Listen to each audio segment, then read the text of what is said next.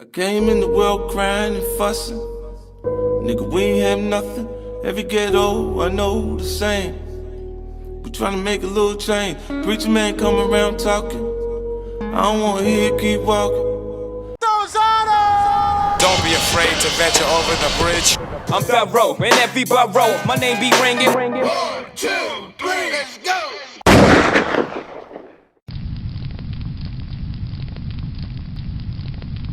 Yo, what's good? It's DJ Thorough, aka Thorough the bridge to the streets. Right now, you're watching the hottest in the streets, right here on This50.com. I got a special guest in the building, the Gwinin God, DJ Self. DJ Self. Now let me tell you, I know Thorough for very many moons. Keep talking. Like Thorough is the new president of the Leave It In gang.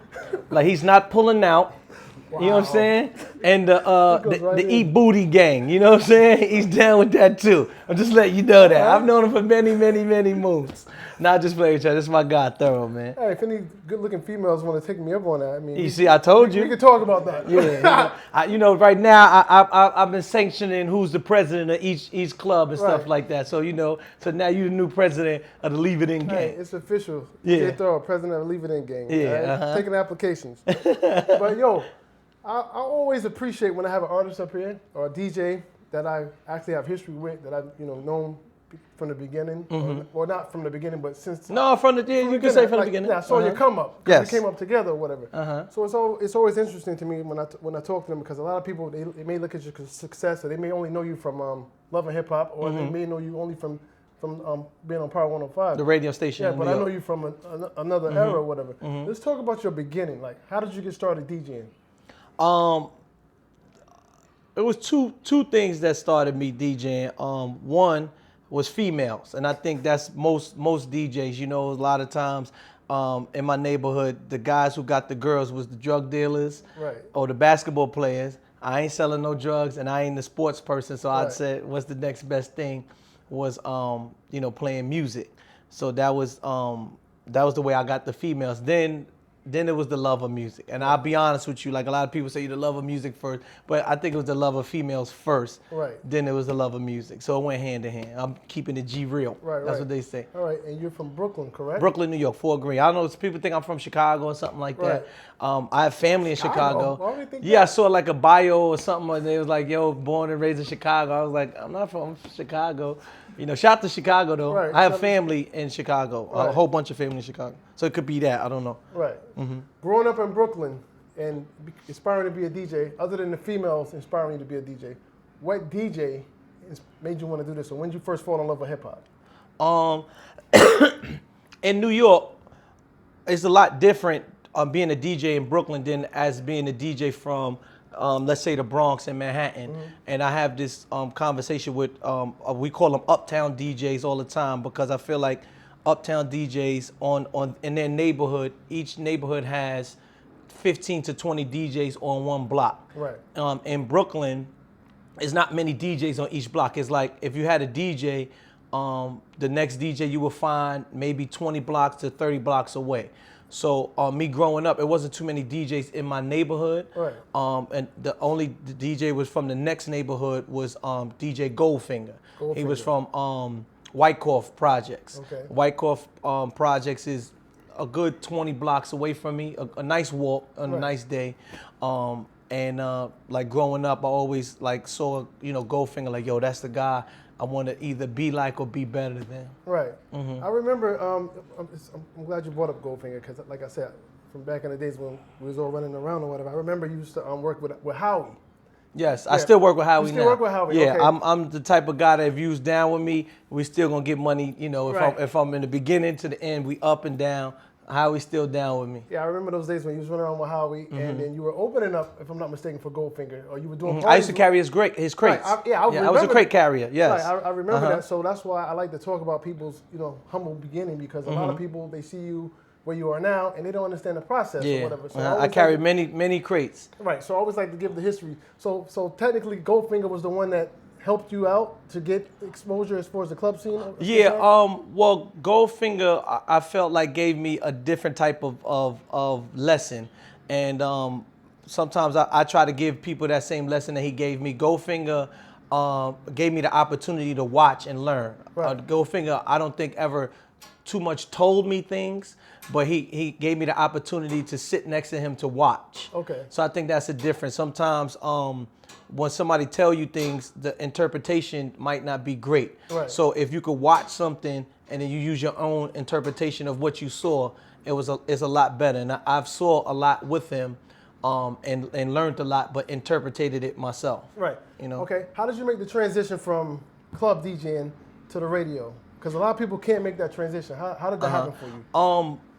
To be honest with you, when I first was thinking about radio, I wanted to be on our opposing station, which was Hot 97, which was, I think, everyone's dream, you know, as a DJ years ago. You're right. You know, everybody wanted to be on Hot, and for some reason, they just wasn't checking for me. You know, and I felt like I was a better DJ and hotter and more popular than a lot of the roster that they had. They just wasn't letting me in for whatever reason. Then two guys from another out of town, from Boston, actually came, and they was asking around who's the hottest DJ in New York City that's not on radio. And you know, my name just kept coming up, and then, you know, I was DJing. I was wondering, like, who's these two white guys that sing all my parties? Like, these two white guys, you know. And then they finally stepped to me. They was like, yo, you know, we're gonna start running Power 105, and we want to use you as you know, as one of our new talent to come to radio. And then at first I was reluctant, to be honest with you, because at the time, Power was like the station that you really didn't want to be on, because it wasn't the popular station. So then I told them I had some ideas, and they was willing to listen. And I was like, you know, if we're gonna do this, I think that we should make it a little bit younger and bring some new talent in. And at the time, I remember mentioning Envy's name, also even Charlemagne's name, and I'm not gonna say I was the one that got them on, but I remember having that conversation and like bringing younger guys. And then when I first got on radio, maybe within 3 months of me getting on radio, I made sure that 3 other guys got on also. And I think a lot of people, they have that selfish mentality. I'm on and they're not gonna help nobody out, or they don't want to create competition. So maybe like 3-4 months afterwards, I got DJ Will, Ty Boogie, and DJ Nori on Power 105.1, because I felt like in order to make the station work, we needed to, you know, create a younger sound. Like that. So it was easy with the transformation, because I was at the radio station with my peers. And I was just doing what the streets wanted, that I always was doing. I just transformed it to radio. Is that what you speaking about? You called it the union? The whole DJ crew? At the time, yeah, it was the union. It was the union. Okay, and that was your baby, so to speak. The union was a rebellion, to be honest with you, because at the time I was under a management called X Factor, and the head DJ of that was DJ Goldfinger, and I just felt like I wasn't getting the attention that I wanted. Which could be good and bad, but only you know what you want for yourself. So I was just like, you know what? I'm just gonna leave this. And at the time, this was like the biggest DJ crew, and you know, they was doing every party, you know, at the time, and people were looking at me crazy, like, how could you leave this? You know, you going from being next to someone who's DJing for 4,000 people to you want to DJ for yourself for 600 people or less, or 100 people. You understand? And I was just like, well, I'd rather be someone that stand on my own. And I used what I saw from hanging out with Goldfinger, and I grabbed two DJs that was on my level, which was Snatch One and DJ Will, and we had a meeting. And actually, DJ Will's child's mother was the one that came up with the name The Union. I was like, yo, we need to form something that, you know, that we could all help each other out, something like a union. And she was like The Union. And I was like, oh, and then that's how the name came up, The Union. All right. Speaking of coming up with names, who came up with the Gwinin? What is that? For everybody that don't know, what does Gwinin mean? All right. I think the misconception is people think Gwinin has a meaning or something like that. It's just a name. Like, I'm pretty sure 90% of people who has a name, their name doesn't have a meaning. It's just a name. You understand? It was a word or a name that me and my childhood friends used for years. And I felt like what would be something that represented us, you know, as a crew. And I said, yo, let's use the name that we've been using for years, which was Gwinnin. Me personally, I thought it meant you're winning and it meant you're grinding Good and winning. or good. Or you're gwinning, People or tell me you're the gangster winning, yeah. good. I done heard 500 different what you call So it. I'm like- It has no meaning. It's just So I'm just trying to figure that pronunciation of gwinning, like what, like, and it means nothing. It's no. What happened is, this is me keeping it G real, right? I've always been in the clothing business, Right. Trying to, you know, create gear or merchandise. So I used to wear a shirt that said DJ Self, and on the back it used to say I'm with the DJ, because at the time the only way you could really get in the club is to say I'm with the DJ. That's how you used to sneak in the club. So I used the phrase, and it's used to say I'm with the DJ. So then I used to notice, I used to put DJ Self shirts on, and I would give it to somebody, they would wear it once and then never wear it again. Right. And I'm like, yo, I'm wasting these shirts. Like at the time, I was broke. You know what I'm saying? Right. I'm spending $10 on a shirt. You would wear it one time. I'm like, yo, what's up, fam? So then I'm like, yo, why people don't wear the shirt? So a lot of people was afraid to wear another man's name on their chest. Right. You understand? That's very true. Yeah. You know, and I'm like, damn, they don't even want, my own homies wouldn't wear. So I was like, let me figure out something that I know all my friends would wear. Right. So then I'm like, yo, we all say Gwinnin. We always be like, yo, you know, we just always use that word. Right. Yo, it's Gwinnin for years and years and years. So I said, okay, the word Gwinnin is something that we all say, or the name Gwinnin. So I said, let me start putting Gwinnin on the shirts, Right. because it'll represent all of us. And then that's how it came about, like where we put Gwinnin on the forefront. Right. You know, at a time, I tried the rap thing, and our name of our crew was called the Teabag Boys. If you listen to that, which was a couple years ago, we say Gwinnin in Teabag Boys. So people Right. probably never paid attention to it because it always was in the background. Right. You know, until I came up with the idea of let me put Gwinnin on a shirt, because I knew everybody would wear it because it represented all of us. Right. You know what I'm saying? Okay. Like that. All right, dope. Let's get to present day. You're a store on Love and Hip Hop. The show Love and Hip Hop. Most artists or people, they get on Love and Hip Hop when some people say they're falling off, or they need money, or they're nobodies and they're trying to get known. That wasn't your case. You're already popping DJ. You're already established. You know, you've already made your mark. Why go get on Love and Hip Hop? What made you do that? I saw an opportunity of promotion. Okay. Where I think some people don't capitalize off of the promotion that Love and Hip Hop brings you. In New York City, a lot of people that's probably watching this don't, you know, their first impression of me is Love and Hip Hop, which is cool. Right. You know, but in the New York, New Jersey, Connecticut area, like you said, I've been doing That's why my I thing wanted to talk about for a that long time. first, so- Yeah. right. So what happened is I'm committed by contract to be in New York City Monday through Saturday on radio. I'm supposed to be here every day. So then sometimes I do like events like CIAA. I'll go to BET Awards, different things. And I used to see the same 2-3 DJs having these big events. It used to be Drama, Khaled, sometimes even Who Kid. So I'm like, damn, you know, I see Drama coming out and they go crazy. I'm like, damn, you know, I felt like I'm hotter than him. You know what I'm saying? Like, you know what I'm saying? Like, damn, I'm hotter than him. But how come they going crazy for him? You know what I'm saying? So I'm like, because he gets to travel. And I'm like, I can't travel. I got to stay in New York City. So I said, let me figure out an avenue that'll promote me where I could stay remote. Right. So, you know, and the advantage we have in New York, most of communication and media communication is either here or LA.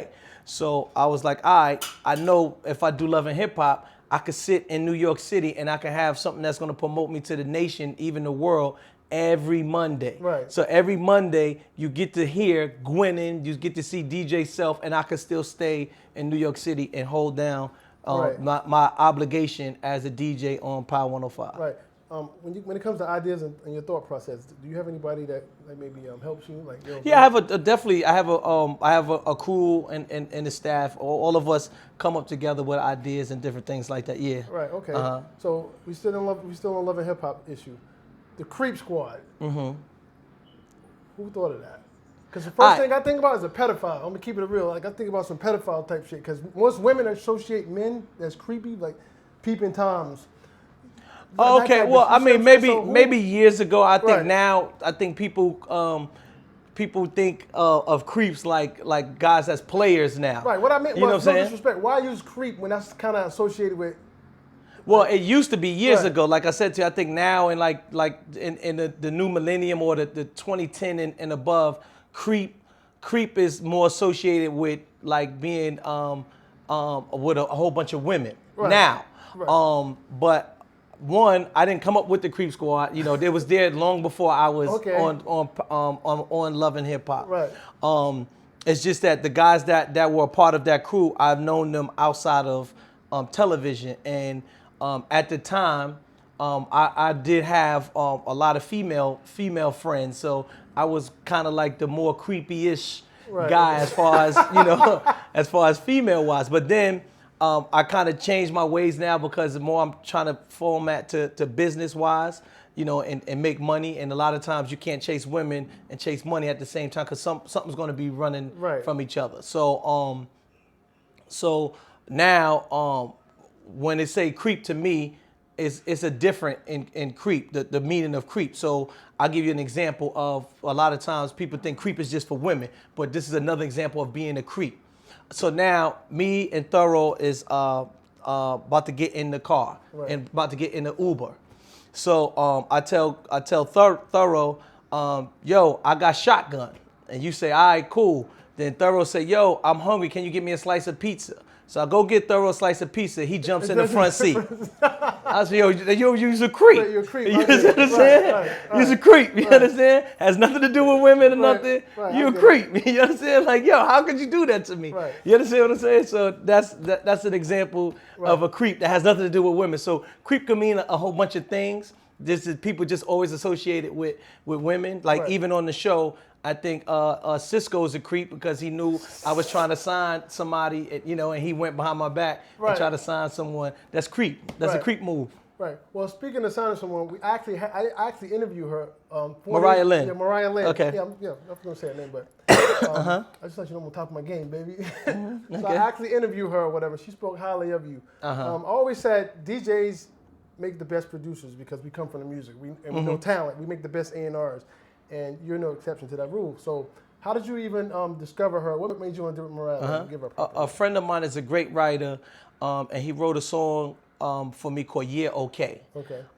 That was a single that I put out, was featuring Kazi and Rick Ross.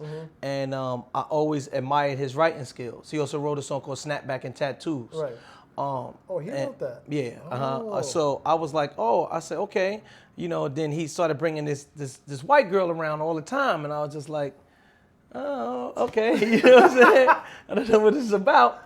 So then he played a song for me called Once Upon a Time. Right. I said, yo, this record hard. You know what I'm saying? I just was feeling it. And I was just like, yo, this is a good record. So then so then he told me who it was. He said, yo, this is the girl I was telling you about.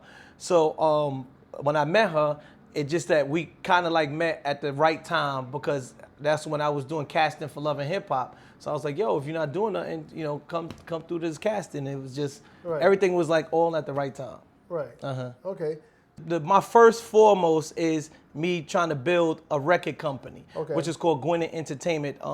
What happened is same thing. I feel like a lot of times being a DJ in New York City, we help and we break a lot of artists. Right. And a lot of times we don't get the recognition for it, I feel. You're right. So, a lot of times I've seen, artists go piss poor, they come in piss poor broke, and then, they become this big famous mega person, and I feel like they don't reach back out for the person that helped them in the beginning. Not saying they had to give anything for anybody, but they could do a lot of things. Hey, one song on my album you could produce and get the royalties from it for helping me out in the beginning. But 90% of artists don't even do that. Right. They may give you a show, you understand what I'm saying, or different things. So I just got tired of helping a lot of people's careers and not getting accolades for it. So I said, you know what? I'm gonna make my own artists. And some artists may say, well, so if you ain't make nobody, and I'm like, okay, I always use this in my head. If somebody say you made Hov, make another Hov. Right. Yeah, okay. So now, I'm in the mind frame of I'm gonna make another Hov. Right. So with the two girls, my first foremost is helping or making sure that this company goes from, goes somewhere. Right. Because like you said, a lot of times the misconception of Love and Hip Hop is people don't prosper off of Love and Hip Hop, or it doesn't make stars, when I feel like it's false. I don't want to say anything makes somebody, but I think Omarion did very well after Love and Hip Hop, K. Michelle Very and Cardi well. B. So it's like you can't say, okay, well, this person ain't do nothing, this person ain't do nothing, but then you forget the people who did do something. Yeah, some people didn't do well and some people did do well. Right. So people just tend to forget the people who do well.